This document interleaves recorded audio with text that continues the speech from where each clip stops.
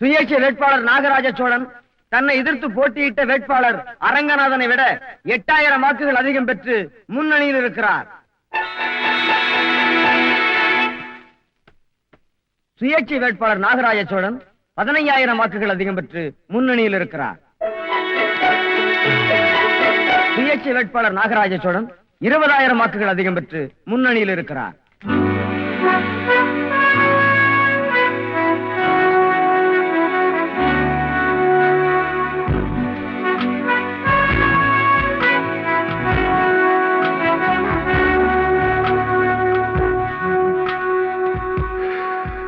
ஏப்பா அமாவாசை உங்ககிட்ட தான் பேசிட்டு இருக்க. என்னங்க மணி? மணி என்னப்பா பேர் சொல்லி கூப்பிடுற? அப்புறம் மணிதான் உங்க பேரு. சுயேட்சை வேட்பாளர் நாகராஜ சோழன் 35000 வாக்குகள் அதிகம் பெற்று முன்னணியில் இருக்கிறார்.